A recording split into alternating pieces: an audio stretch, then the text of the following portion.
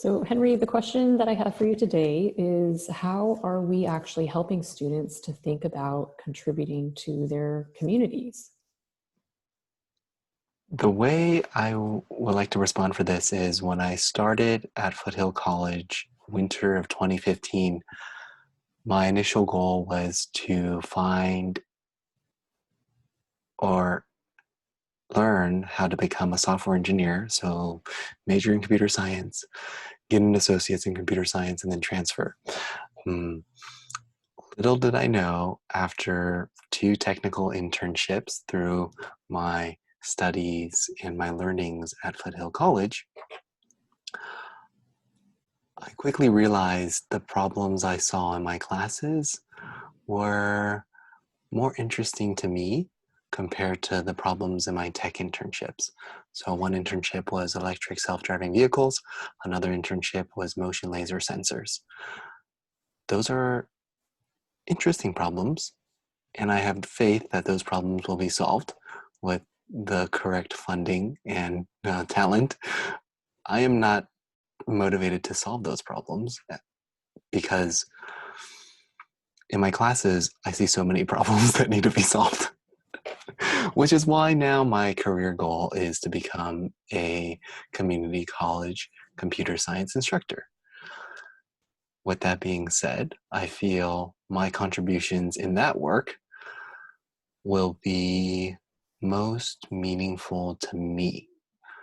And it's been a profound discovery, and it's something that I'm still working towards because the learning doesn't stop.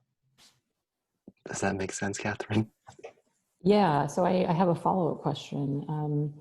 How do you feel like becoming a community college instructor is going to help you to sort of work with students so that they can potentially also see themselves as contributors to their communities? Thank you for asking that. Not only did I realize the problems in self-driving car space and motion laser sensor space were going to be solved regardless of my brain, but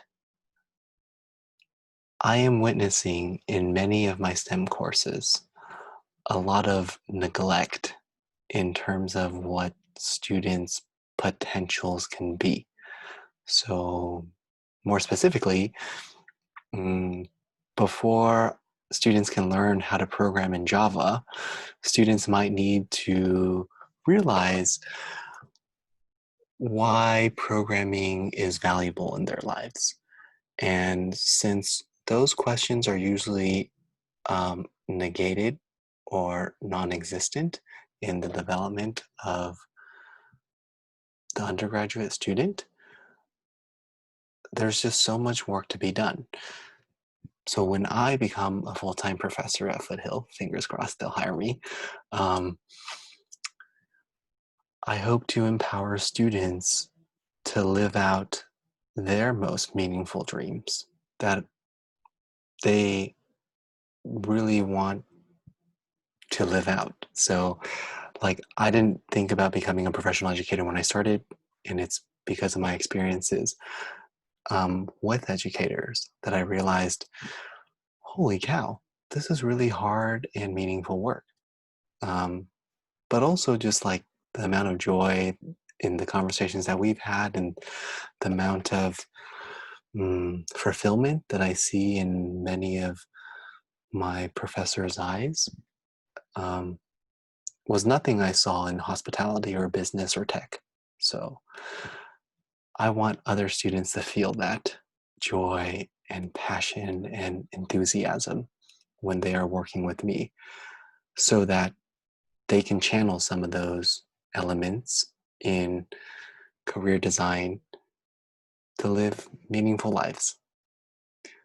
I'm going to turn the table now and ask you on what you think about how we can help students reimagine what it means to be a contributor to their immediate community, which means not buying Lamborghinis and diamond rings.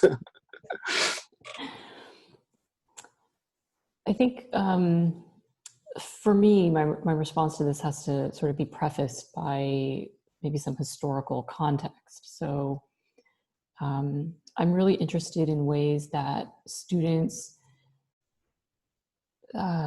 historically have tried to dissolve the divide, the artificial divide between their communities and academia. So I'm really interested in the history of ethnic studies, which is where students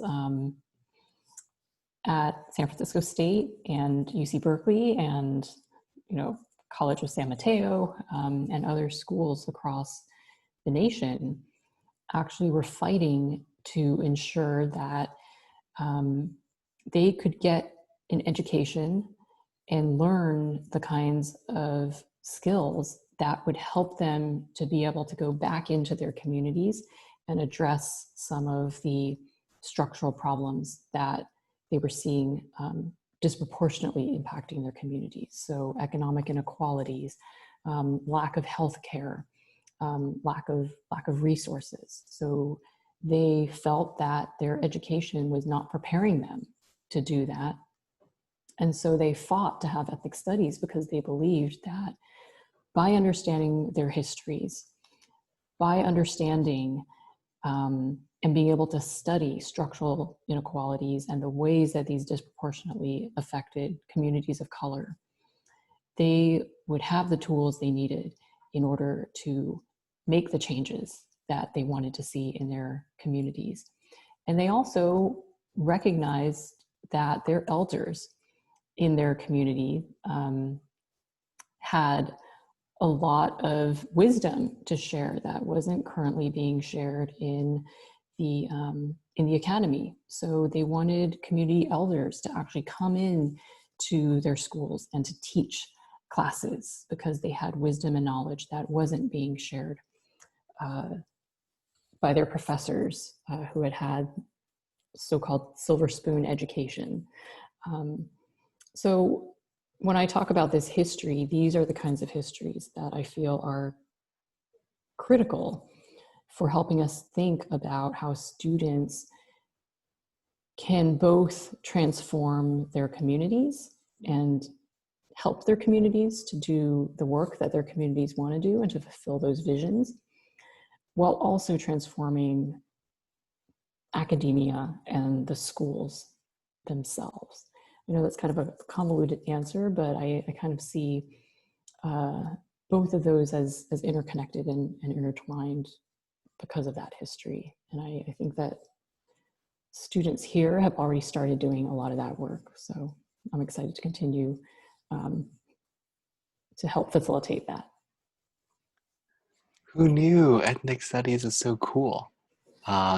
Your answer really reminded me of the movie Freedom Writers, in which I just finished. It's available on Netflix, so if you have Netflix, check it out. But it's exactly that, understanding our history, our identity, and our sense of being, all while developing our career. Thank you so much for joining me today. Thanks, everyone.